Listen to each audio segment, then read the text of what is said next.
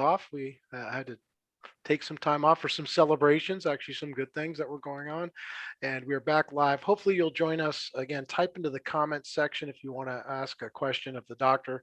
He'll see that and we can go from there. If you don't aren't listening live and this is later, please leave comments on the bottom of our channel so that we can respond to some of your queries in the future. Please subscribe, please share. We welcome you as part of this. Again, the title is The Only You, and we truly mean that. This is about you and your wellness. Once again, here we are with Dr. Patino. How are you doing today, sir? Hey, I'm doing fantastic. I mean, I'm glad that we're back. I think that we had a kind of a in-between program last week and things are moving forward. I think that we have a very interesting topic again that we actually have gone to a couple of times in the past, but I think that is something that we have to keep talking about and is about vaccine hesitancy. I mean, should I get the vaccine type of question? Because now that we're getting to the point that a lot of people who wanted to be vaccinated are being vaccinated, and we're starting to have a surplus because a lot of people don't want to get the vaccine. Then we're getting into the questions, right? I mean, what is keeping people from getting the vaccine, basically? Yeah, and that's a valid question. We are. You said it before. There's significant light at the end of the tunnel. However, we are still in the tunnel. Correct. And focusing only and solely upon a vaccine is really not the solution set. Social distancing, masks, using all the stuff we've done to the point, in addition to the vaccine, is really what we need to do. Why do you think then people are so hesitant to take something that we, from a scientific standpoint, we know is safe, we know is effective? What is that barrier? Well, I mean, the barriers are very personal. I mean, people tend to have reluctance mostly because of fear and lack of understanding. And when people have fear and lack of understanding, they're going to have a tendency to look for reasons that justify their fear, right? I have to be afraid. And it's normal to be afraid because of uncertainty. So not knowing by itself is usually one of the main reasons people tend to get anxious and fearful, right? I think that there are reasons of that perpetuate hesitancy, like misinformation, like mistreatment. And something that I'm very sensitive to is that when people say, I don't want the vaccine, right? We tend to be aggressive toward that statement. We tend to reject them. We tend to think, what's wrong with you that you don't want to get a vaccine? And that is totally disrespectful of their position, right? We're not going to have a dialogue with people who are feeling afraid of something by pushing them away.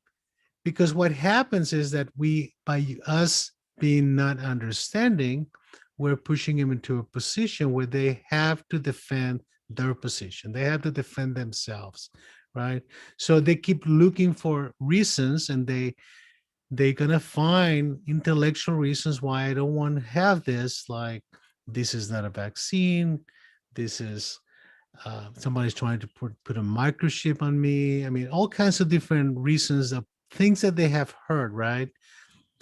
But I think it would be much more appropriate if we extend the hand and say, I understand that you don't want to get a vaccine. Maybe this is something that you need to have a conversation with someone who knows about it, right? And instead of you saying you're a bad person, you're not thinking of your neighbor, you are insensitive to other people's needs, you're going to get somebody infected and so on.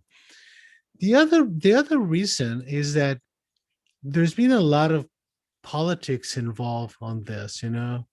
One side likes the vaccine, the other side don't like the vaccines, and now you have to support your political point of view by expressing lies. For example, what other people are saying, you have to perpetuate because otherwise you're not part of the group who's supporting that.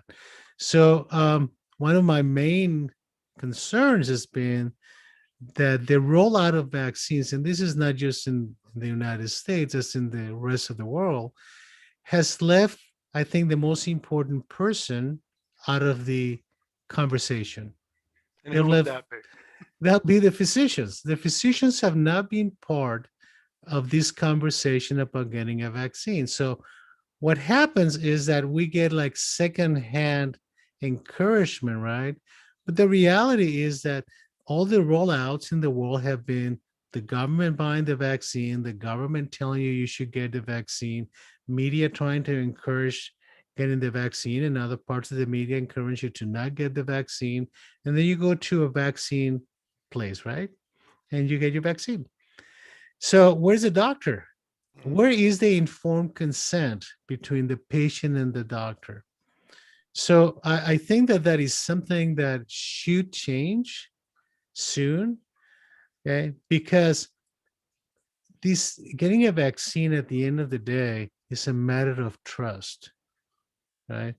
And government does not get a lot of trust from people, right? So just for starters, the fact that this is a government thing creates distrust. There's a The little bit of fact, that conspiratorial aspects to it, control factors, the big brother, a little bit of Orwellian influence versus your doctor, because you wouldn't have somebody, a government mandating that all diabetics must take insulin. correct.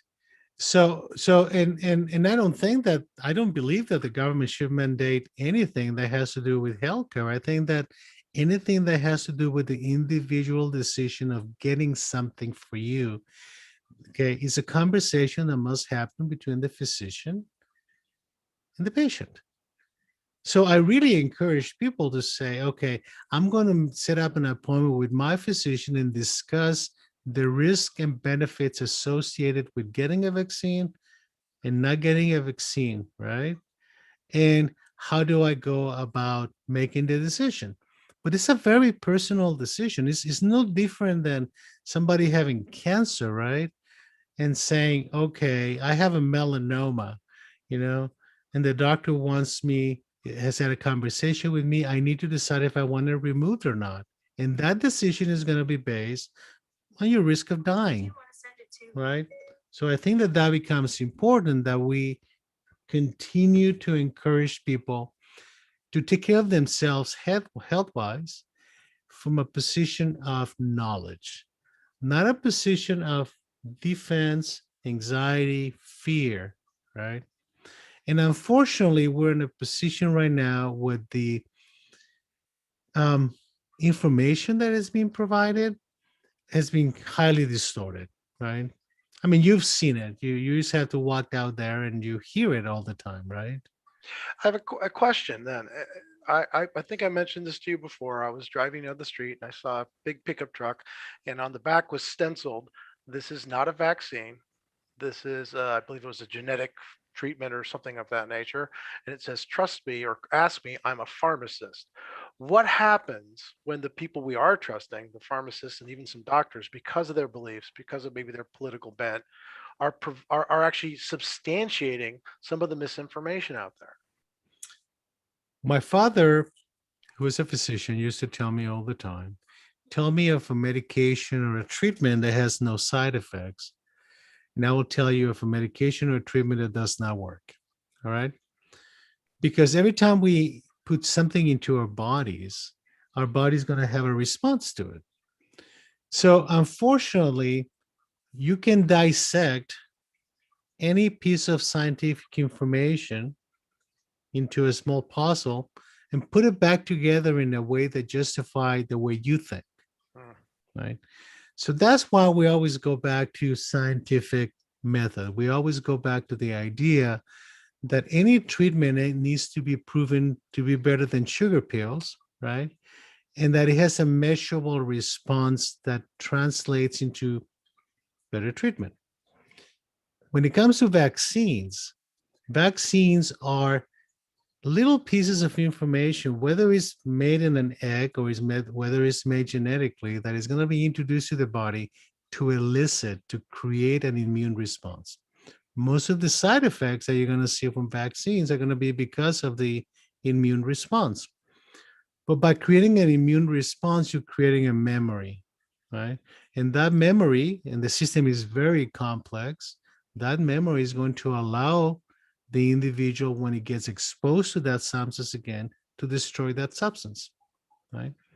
And as we have heard a lot about variants and mutations and all of that, the virus keeps finding ways to fight that back, right? So hence the influenza vaccine that we get a different one every year and so on. So that may become the issue with the COVID vaccine too.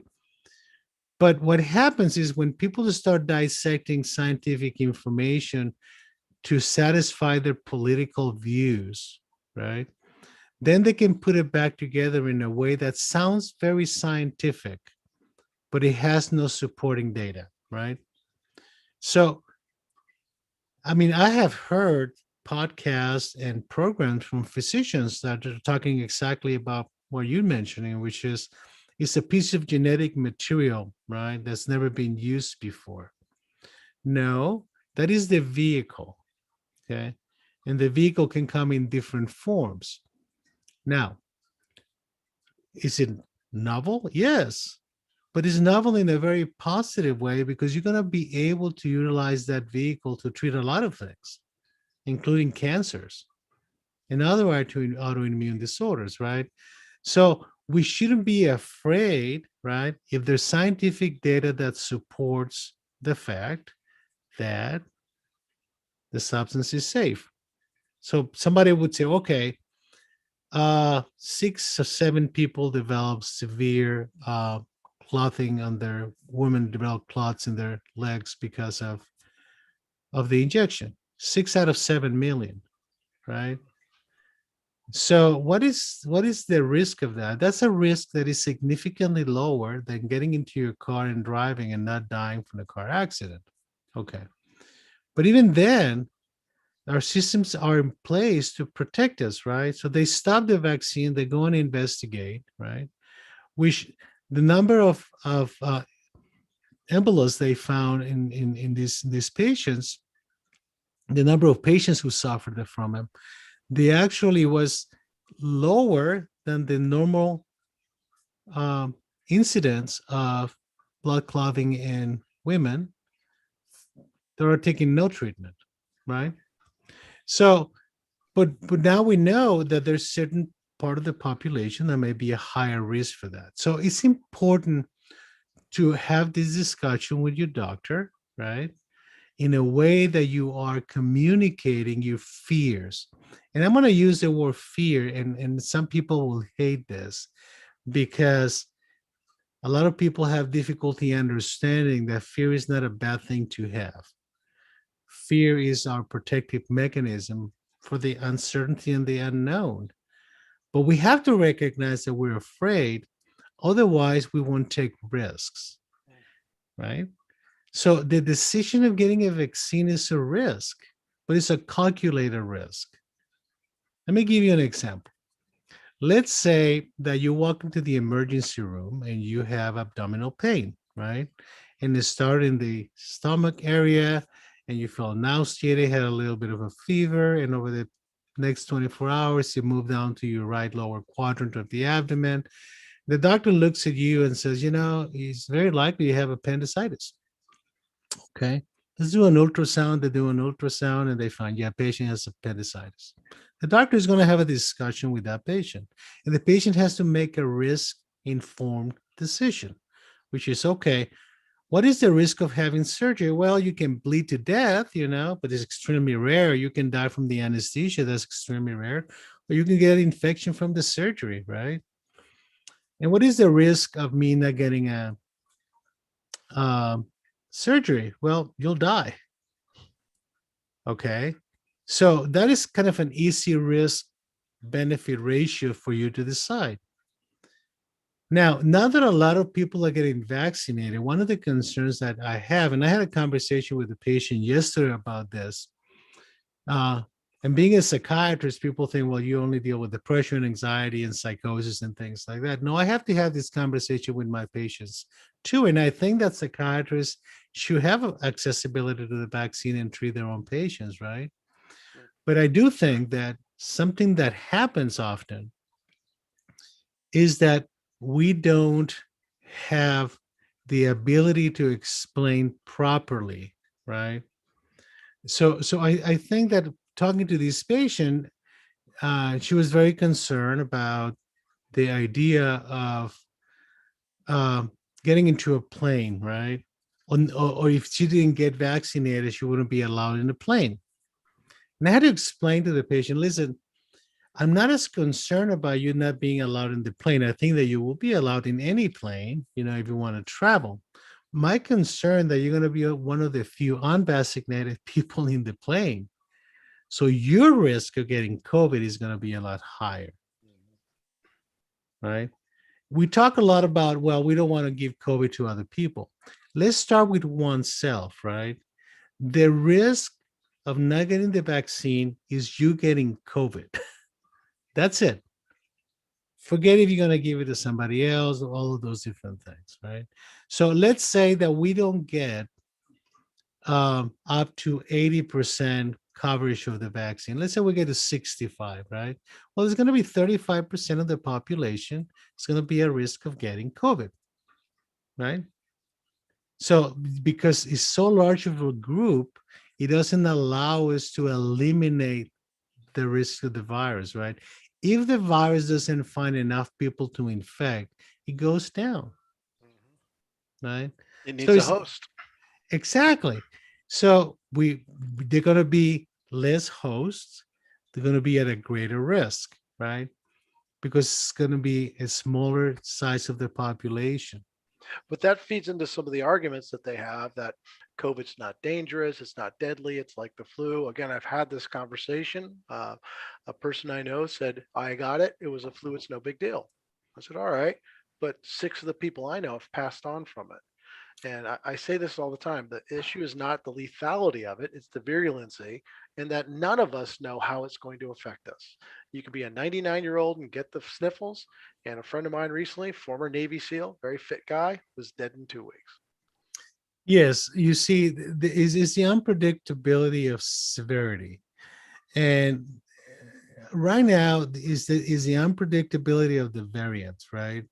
We're starting to see that the variants tend to be looking for younger hosts. Mm.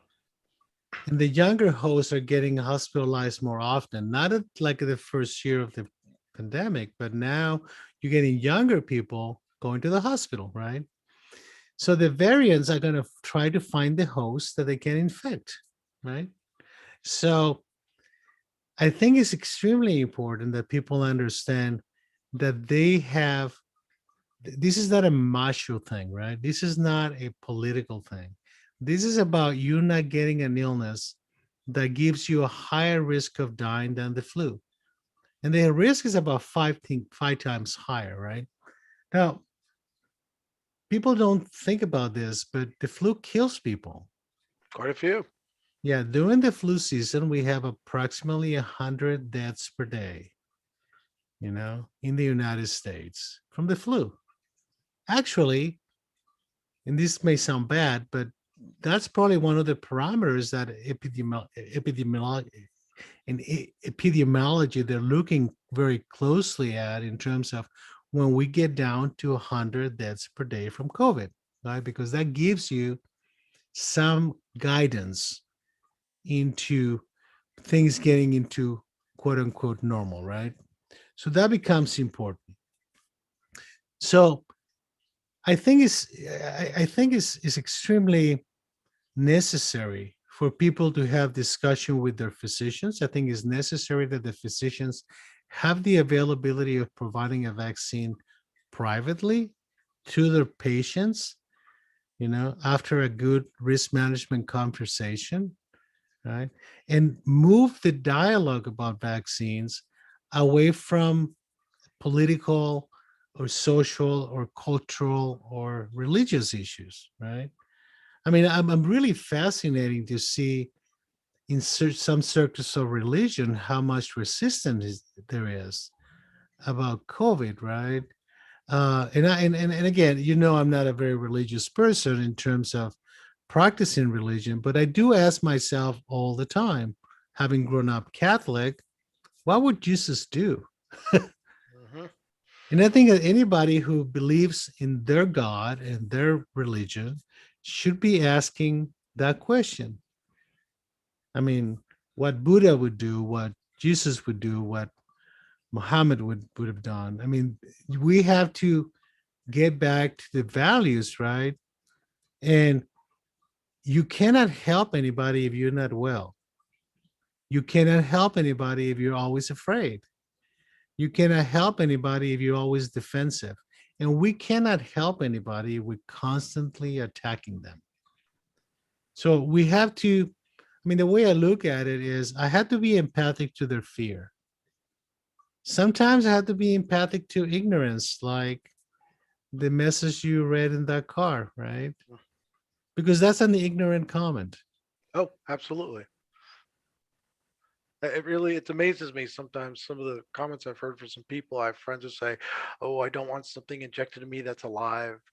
I'm a, it's never been tested. The technology is this. We're the experiment." And I ask them, to what end? What end would we be the experiment? Why would someone do this to us? And it's always some interesting conspiracy theory instead of just, isn't just the way to solve the problem and to get us past this and get our economy and our society up and running again?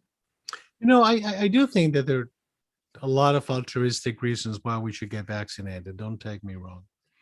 But when I had to get my vaccine, and I wasn't actually in the initial groups, December 19th, when Pfizer came out, I was one of the first groups that got vaccinated.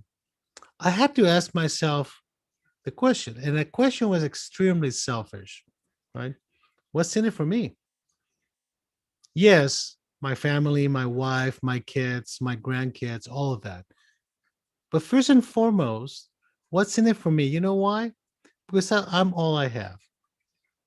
I'm the only person I'm gonna go with. I'm gonna go to bed with and wake up with every single day of my life. Everybody else is borrowed. I love them. I appreciate them. I want to be with them. I'm with them, but they're borrowed. I'm not borrowed. I own me. I'm the only person I own, right? So it becomes extremely important to remember what's in it for me. And for me, getting the vaccine gave me a lot of freedom, right? Because if I'm free, I'm able to give me to the rest of the people that I care for.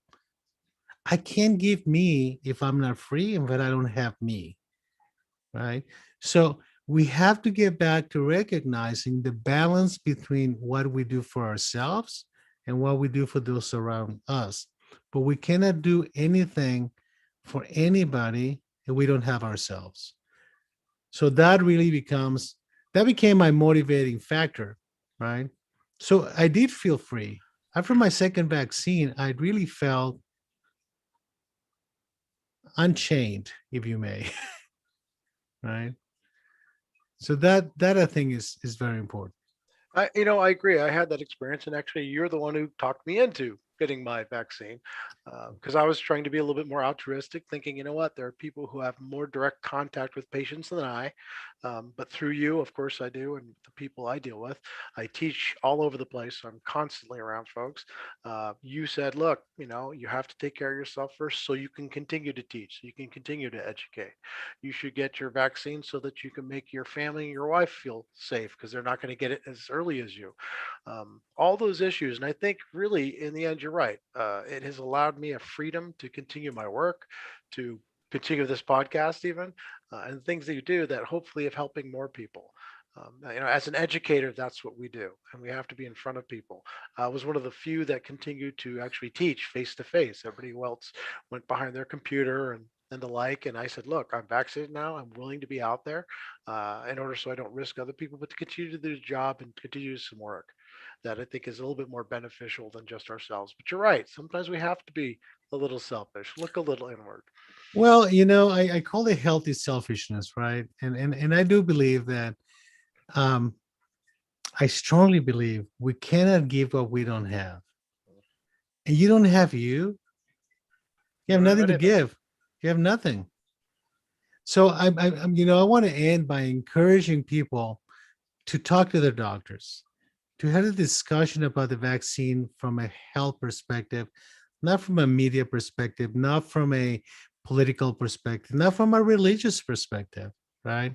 Like any conversation you have with your doctor about any treatment, right? Look at the benefits, look at the risk. And for the rest of us, I have to say, let's be respectful of people for their choices once they decide to take the risks. It is their risks. They're not doing it to me, they're doing it to themselves. And that is okay if that's okay with them. Mhm. Yeah. Like you said, there's the only you, and we have to respect everybody. Extend the hand of friendship versus putting people in a corner, empathize with some fears and anxieties, and in the end, accept them for what they do. Exactly. Let's Wonderful. let's extend the hand and thank you very much for everybody who listened to us today. The podcast is going to be up and available for anybody who wants to listen to the replay. And we'll see you again next week. Take care. And of course, remember to share, like, and we'll see you again soon. Take care, doctor. Thank you.